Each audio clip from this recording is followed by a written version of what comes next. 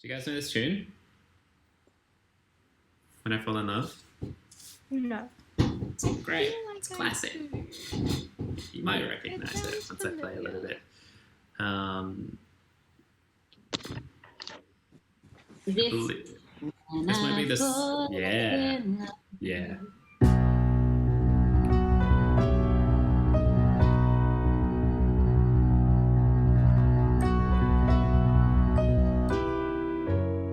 So let's just talk about a few concepts first. So first we got the tremolo in the left hand, which is indicated by the. For this piece of music, it's just two lines, but over the B in the bass note, and it's just one note. But generally, when you see it in piano,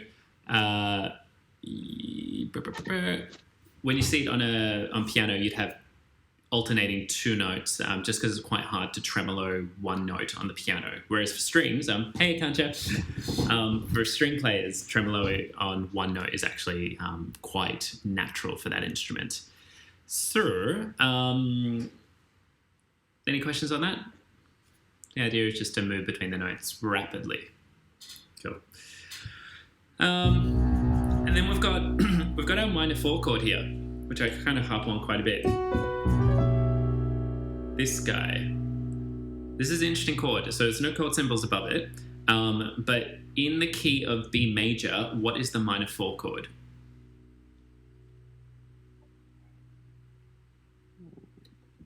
What's the 4th degree? G. Wait, B or D? In B major. B. Yeah. Oh, it's E. Yeah. Great. And so then the minor 4 is just an E minor. Okay, but what's quite traditional in these sorts of, kind of epic ballad, gospel, soul tunes, it's a bit of everything, is the minor 6, the C sharp. It's actually a major 6. But the chord itself is referred to as a minor 6. Okay, so that's the E minor. When I add the scale degree 6, it's a minor 6. And that's scale degree 6 in the key of E major. So if I play through E major, there's my scale degree 6. So, quite a pretty chord. I do say so myself. So, the way that it's voiced here is you've got the minor 3rd in the right hand, you've got the 6, the major 6, and this as a second note in the right hand, and then you've got the scale degree 1 at the top. So that's the voicing of the E minor 6 chord. But the bass note is still pedaling on B. So we can actually play between the 1 and the minor 6 chord. Sorry, minor 4 chord. That's quite a common progression or cadence. So you might notice the voicing I'm doing here is just a B major in my right hand, and then I'm just moving. I'm actually ignoring the notation just for a moment to, this is an E minor at the top of the chord, and then I'm adding the major 6 just down an octave because it's the closest notes between the B major. How are you feeling about that? Quite a nice sound. Even just going B to E minor is quite a sweet sound.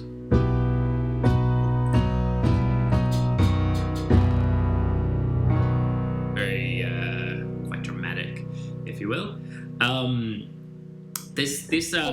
Yeah, go. Question on that. Yeah. So is that because it's relative? Is that what you picked that from? The relative minor? Is what relative to what, and what did I pick from where? Because you did B to E. So I went to this is just a particular progression, and the progression is the 1 to the 4. And generally 1 to 4 is quite a strong relationship in chord progressions. But moving to the minor 4, which is the minor version of the 4 chord, is what I'm doing here, and can be actually a much sort of juicier chord. Does that kind of clarify things a little bit for you? They're not relative. E is not relative to B at all. Aside from the fact that they're joined by a fourth or a fifth, depending on which way you look at it, they do have an inherent connection. But there's no sort of there's no sort of there's no neighboring minor going on. In B major, the relative minor is G sharp minor. It's a minor third down from B.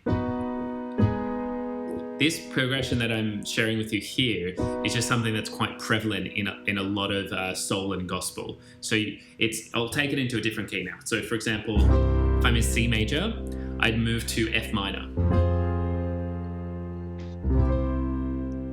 So it's 1, the major 1. It's the chord itself is major, and then I'm moving to the minor 4. Does that give you a bit more context? Yeah. B flat. So we've got B flat major, and I'm going to move to E flat minor. So it's not too. We're still in the same key. We're still in B flat major.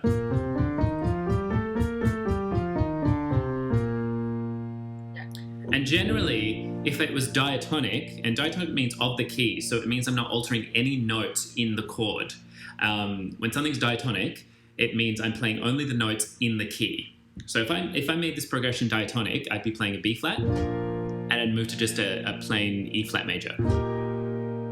That's diatonic because all the notes I'm playing there are within the key of B flat major. But I'm altering it a little bit by flattening the third of E flat major, the chord.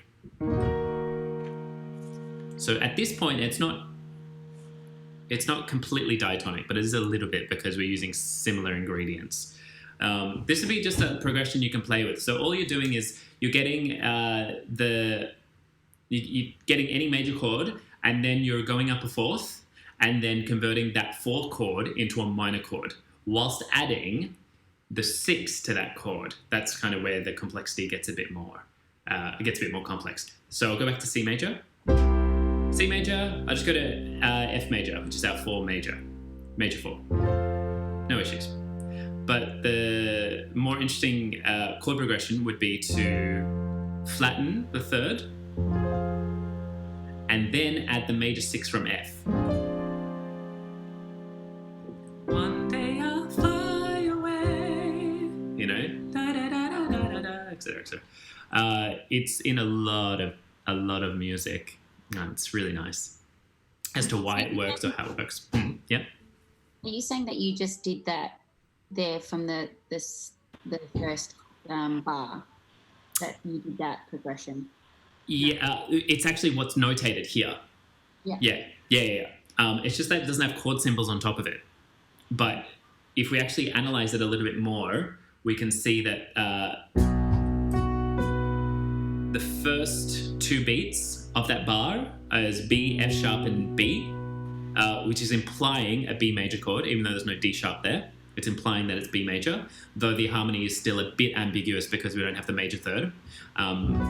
So at this point, we don't really know if we're in major minor, which is a purposeful, it's how the composition, how the arranger wants to play it. And then it moves to this shape, which is derived from the minor 4 chord, which is most indicative by that G natural, which is the minor third of the 4 chord. But what's juicy about this is the C sharp, because the C sharp is not in the 4 chord. So if you build any 4 chord and then play an extra note just to tone up from the 5th note, the 5th degree of that chord, you'll get a minor 6. So all I'm doing is playing E minor, and I'm getting the last note, I'm going up 1 more tone and then adding that scale degree. And now I've got a minor 6. You can create a minor 6 in any chord. So for example, C minor, add a tone up from the last note, there's my minor 6. D major, D major, D minor, and then add a tone up from the 5th scale degree is B natural. So the important distinction here is that when we see minor 6, we're not actually pulling it from the harmonic minor or the natural minor. Because commonly a D minor would have a B flat in it, the D minor scale. see a chord symbol for a minor 6, it actually wants you to play the 6th major scale degree. So when I play D minor 6, I'm going to add the 6th scale degree from the major scale. That is a minor 6. A lot of people get quite confused when it comes to minor 6. If I was to play the scale degree that I would think is in the minor scale, which is a B flat, it's a completely different chord. I want to see if you guys might be able to work it out. That's my chord shape. That's D minor with a B flat. So it's an inverted chord. Is it a triad or a 7th? Isn't it like a flat major 7? Yeah. Good, Jason. So first and foremost, it's not a triad. That's just it's always good to check. So a triad is going to have 3 notes, but also 3 individual notes. They can still have repeated notes, but they're always going to be unique notes, no more than 3. So right now I go, that's 4 individual unique notes. So therefore it mustn't be a triad. It must be some sort of 7th chord because there are 4 notes in it and there are 4 unique notes in a 7th chord. With a bit of experience and practice, and when you learn all your major 7th chords, I would then keep working up, keep taking a note up the octave until I find what chord it is. Okay, that's not really a chord right now. Take the F up an octave. That's not really a chord I know, so take the A up an octave. Okay, that's a chord I know, B flat major 7. Because generally when we're building chords, we're building them thirds away. They should be a third away. If there's a bit of dissonance and crunch, generally speaking, you might be playing an inversion, or it just might be a more colourful chord. But at this point, that is an inversion. That's a B flat major 7, first inversion. How does everyone feel about that? Do we understand that it's the first inversion? Yeah. So inversions are tricky little things. They can sort of confuse us a little bit, but this is root position. Take the first note up an octave. First inversion, take the D up an octave. Second inversion, third inversion. That's all it is. All you're doing is just taking a note up an octave. So I've sort of just gone down a weird alleyway for a second, but the main take home is that a minor 6 chord is going to be a minor chord, 1, flat 3, 5. That's your minor chord, 1, flat 3, 5. So in C major, flat 3. And it's going to have the major 6 scale degree. So 1, flat 3, 5, 6. That's how I'd write it. 1, flat 3, 5, 6. So I wouldn't say flat 6. It's actually just a natural major 6 scale degree. This is just to kind of hopefully just explore different sounds when you're either composing stuff or just playing a pop tune or something. So here they've gone. Here's my D sharp that I was missing from the B in the first beat, and then B major. So all so far it's B major, E minor 6 over B major. E minor 6 over B, because there's still the bass note that's just doing B, back to B. And then it goes again. This is interesting.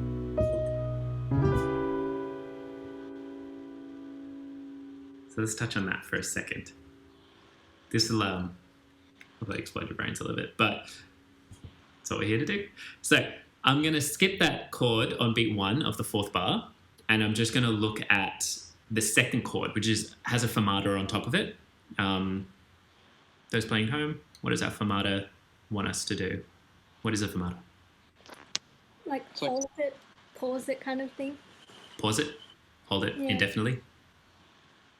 Yep, until when? Until the singer wants to come in. Yeah.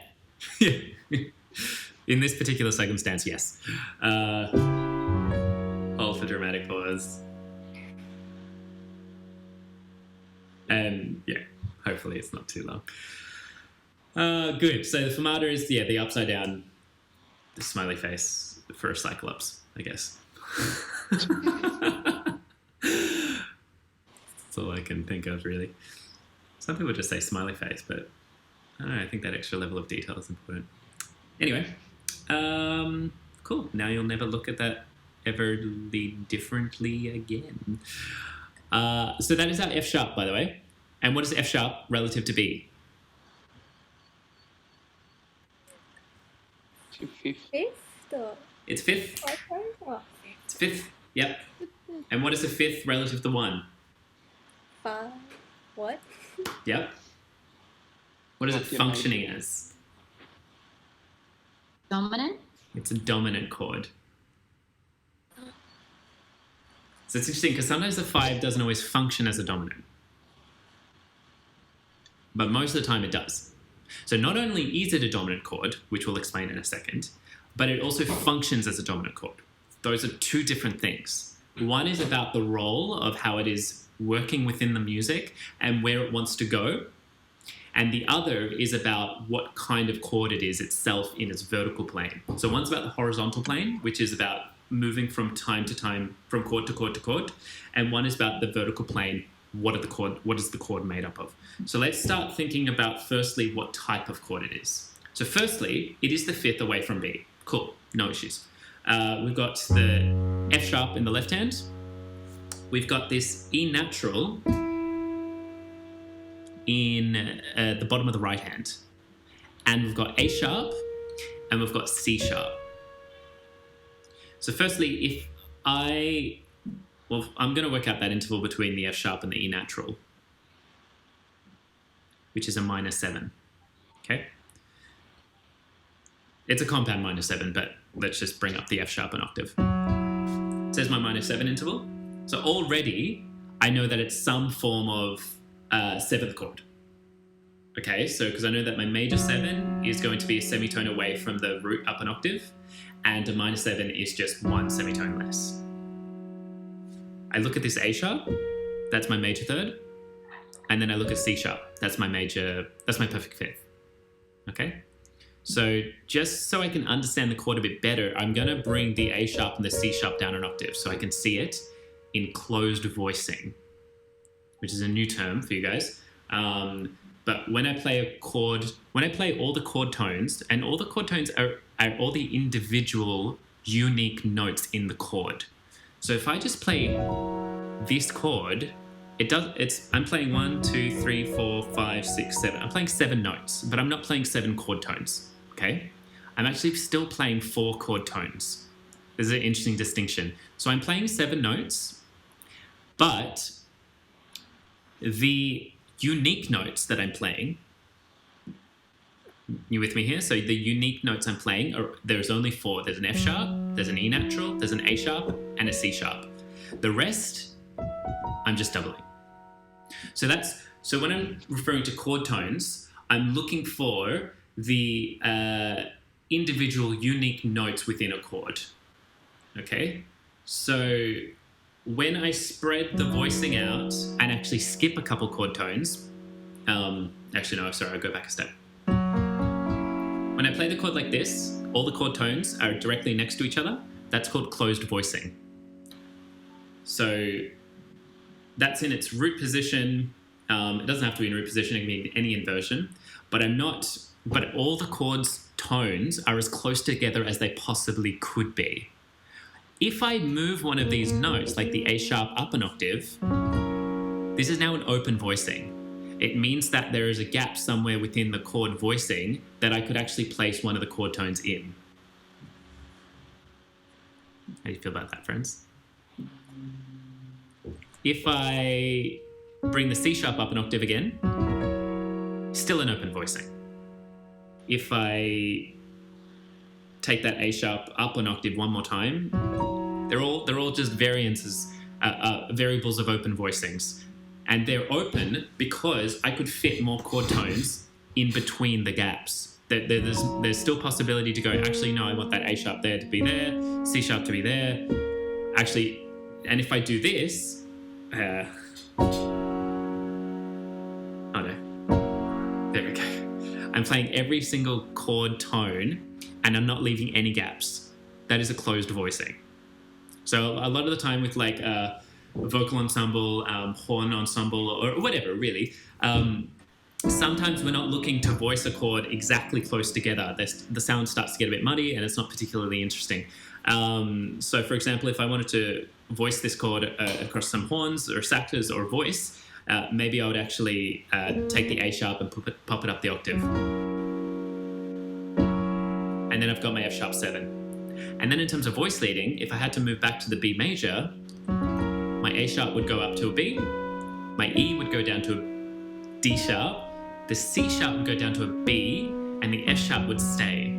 Because when we're voice leading, we're trying to find the path of least resistance in navigating to the next chord. So I'll play that one more time. That's my F sharp 7. And now here's my B major. So is that an open or a closed voicing? Open. Open voicing. Why is that? Because you still got the F sharp. Still got... Sorry, you're missing out the F sharp. Yeah, good. Because there's still space for me to fill out a chord tone. So it's still an open voicing. If I went, and I wouldn't do this, but if I did, there's my closed voicing. I can't fit any more chord tones within those chords. Between, there's no gap for me to fit another B or a D sharp or an F sharp between those notes. But in terms of voice leading, and if I was to get a singer to do this, or like a choir or an ensemble, it would be, it wouldn't be the end of the world to move to that shape, but I actually, if I just wanted a general padding of vocals to move from like a ooh from one chord to the next, I would actually just find the path of least resistance and see where the closest notes are. There we have shape of a B major 7 there by keeping the F sharp third, major third, and actually keeping it into the B major chord. It's a B major 7 now. But I need that bass note. The bass note gives me clarity. The bass note actually gives me the tone of the chord. It's not a very nice voicing though, I don't really like it. Anyway, cool. So the second beat of the fourth bar is my F sharp dominant 7. Okay? The second beat of the fourth bar, which is under the fermata, is my F sharp dominant 7. If I was to read it on music, like a chord symbol, it'd just say F sharp 7. So it doesn't say dom 7, doesn't say major 7, doesn't say minor 7. If it's a minor 7 chord, it's not a dominant chord at that point. It's an F sharp 7, which means an F sharp 7, when we see that symbol, it means that there's a major triad, and from the root note, there's a minor 7 interval added onto that. Okay, or it's just a tone down from the root note. What note is the minor 7 interval here? What's our minor 7 chord tone? E. E. I should say flattened 7, that's more appropriate. It's a minor 7 interval, but the scale degree is a flattened 7. So when we're talking about intervals, it's about the distance, but when we're talking about scale degrees, we have to think about what is it, how is it being altered relative to F sharp major. That's my major 7, I just call it a 7. But when I'm playing a dominant chord, it's a flat 7. And this sound has a strong pull to home, which is B major. So let's take it one step back to this juicy little unusual chord on beat 1 of bar 4. For those playing at home, it will look, I don't know if it'll look similar, but what's in the right hand? What is that chord? E minor. E minor. E minor.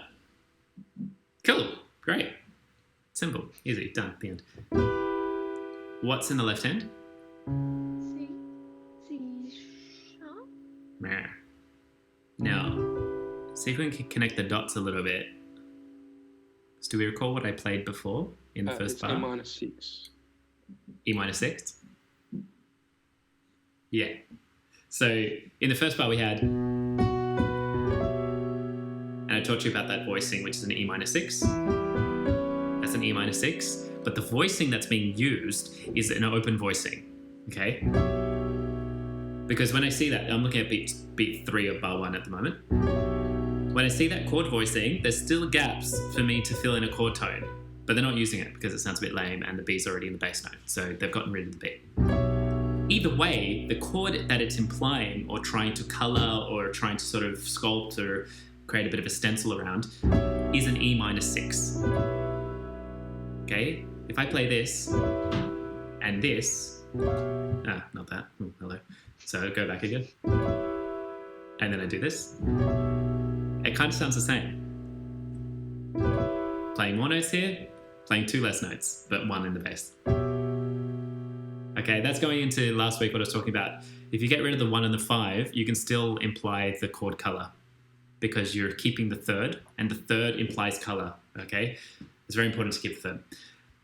Of course, in the first 2 beats, they've removed the third because they want to create some sort of level of ambiguity. Now, going to first beat of bar 4, we have the E minor 6, but it's over a C sharp, okay? So it's an inversion. Not only is it an inversion, it's actually also a different type of chord. And I'll leave you with this. This chord is also called a C sharp minor 7 flattened 5. But it's also the same chord. So I'll do it in a different key and it'll help you understand better because C sharp's a bit of a doozy of a key. But main take home is that the 4 minor chord with the scale degree 6 is the same as the 2 minor 7 flat 5 chord. So C sharp and B major is 2. So C sharp is scale degree 2, F sharp is scale degree 5. We've got our 2-5, which we were sort of touching on last week. So here we start to get into the potential of substituting chords. Rather than just playing an E minor 7 to an F sharp 7, they've actually changed the bass note to make it a bit more interesting.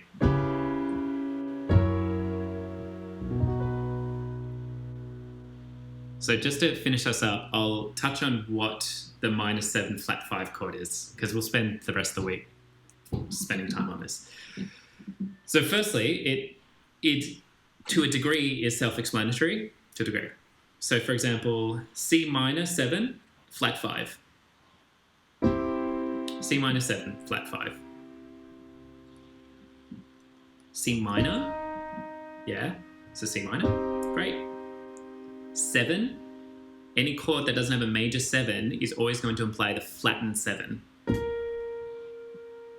Everyone happy with that? Flattened 7, B flat. Flat 5. So C minor, the minor 7 interval, flat 5. And that chord is a C minor 7, flat 5. Also known as a C half diminished. But it's much more explanatory. It's much, most jazz musicians will refer to it as a C minor 7 flat 5 because it's more descriptive than C half diminished. C half diminished doesn't really tell you exactly what it is. Where is the chord in this song again? Say that one more time.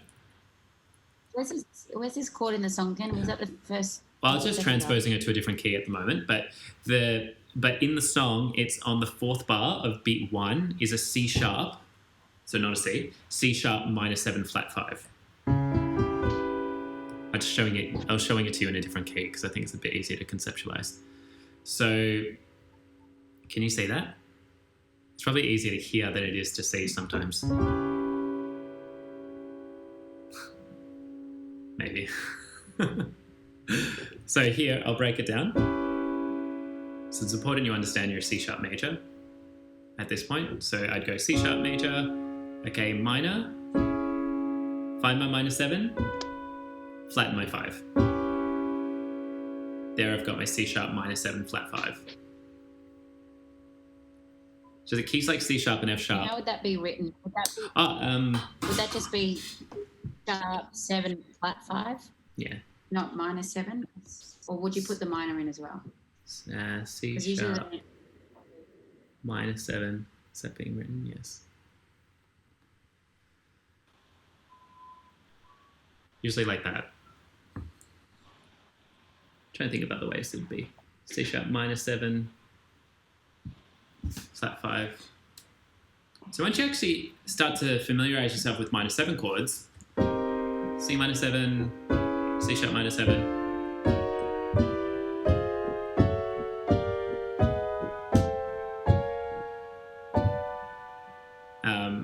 you can just sort of go up the piano in chromatics to kind of familiarize yourself with them all.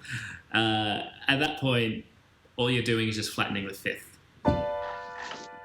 And this is a chord that's really quite prevalent in our minor 2-5. So, for example, B minor 7 flat 5, E dominant 7. Oh, no, I didn't want to go there. Sorry. E dominant 7 flat 9, A minor.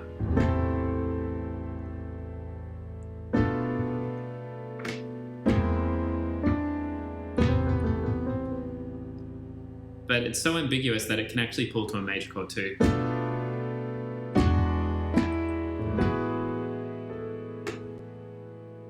Yeah. Anyway, I'll leave you guys with that. You can sort of let that percolate. So just clarify before, sorry. Yeah. So the last one was 1 flattened 3, flattened 5, flattened 7. Correct. Because you already have a really good understanding of what the minor 7 means, I sort of spend a bit less emphasis on that. But yes, 1, flatten 3, flatten 5, flatten 7. That's a great way of just approaching it. And that 6 one you did earlier was 1 flatten 3, 5, 6. Yeah, 1, flat 3, 5, and 6. And how's that one written again? I think you just see E minor 6, E minor 6. It's funny because I think it's one of those unspoken things. What I mean by that is that the symbol doesn't always get written. And this is sort of getting to a bit more advanced stuff like what are the notes and what are the notes not being played. And but that symbol doesn't always get used in this kind of context, but you'd more often see C sharp minor 7 flat 5. But depending on context, you might see E minor 6. That's how it would look if you did see it. I'm just writing it out thinking, oh, I don't see that often. Unless the piece is ending on a minor 6. Usually I see it as a tonic. Say I've just played a piece.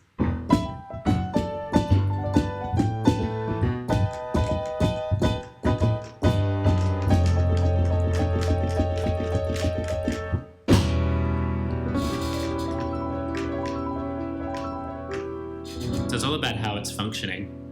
Anyway, there's a little ditty for the end. Then we'll touch on minor major 7. You'll hear that all the time. Maybe, I don't know. I don't know what life you live. I hear it all the time. Minor major 7, that's how I live my life. I don't know if you hear it in pop music. Yeah, fair. I'm gonna hunt for it. I'm sure there's a Taylor Swift. Not obviously like a very rare Taylor Swift song.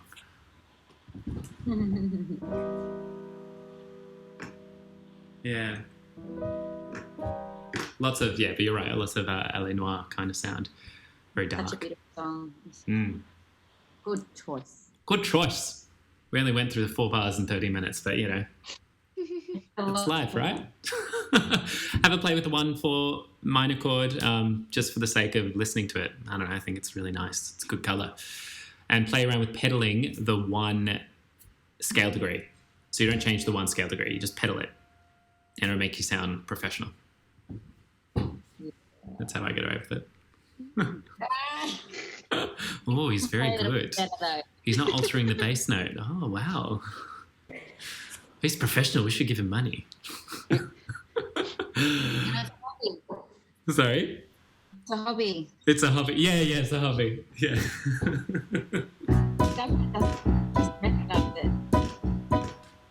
As I shake my head. All right, that's it. Awesome. Thanks for joining us, Akancha, as well. Really good to see you. Little Fettuccine thing. I don't know. It's Monday. I'm out of here. I'm going to end the meeting first. Okay. That's the life I live. Bye. Otherwise, crazy things will happen. Oh no, she beat me. Yeah, sucker. She beat me. It's just you and I now. He made me a new one. I should stop recording.